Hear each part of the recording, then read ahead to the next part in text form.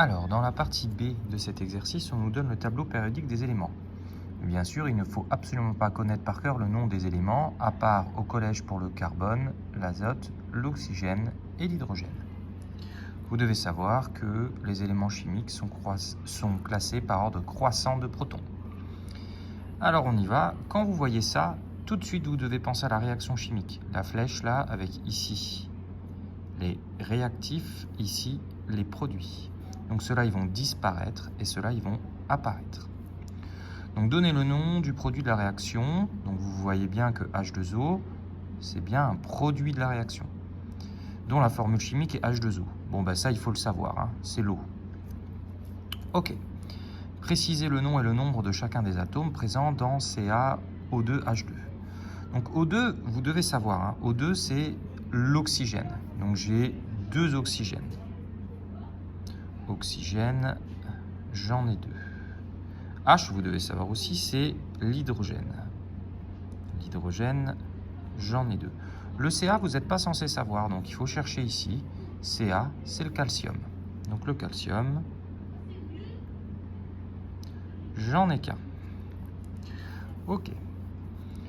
Montrer, en s'appuyant sur l'équation de la réaction chimique, que le système de recyclage permet bien d'éliminer du dioxyde de carbone. Donc ça, vous devez le savoir aussi. Le dioxyde de carbone, normalement, votre professeur de physique-chimie vous a cassé les pieds avec ça, c'est le CO2. Et le CO2, quand on le cherche ici, il est là. Et il fait bel et bien partie des réactifs. Ça veut dire que le CO2, il va disparaître pour se transformer à l'aide de cette molécule-là en ceci et en ceci. Donc le CO2 est bel et bien éliminé, puisqu'il fait partie des réactifs. Le CO2, il fait partie des réactifs, donc il est éliminé.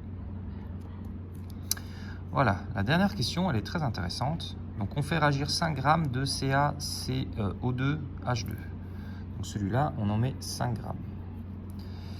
On récupère 6,8 de CaCO3, donc 6,8 grammes, et 1,1 g d'eau. Et on demande la masse de CO2 qui a été éliminée. Donc ça, on veut savoir combien il y en a.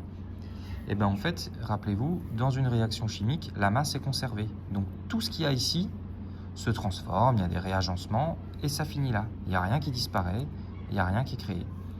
Donc, le point d'interrogation qu'on cherche là, eh ben, c'est égal à 6,8 plus 1,2 moins 5.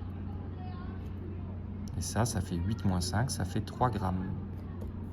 Et voilà.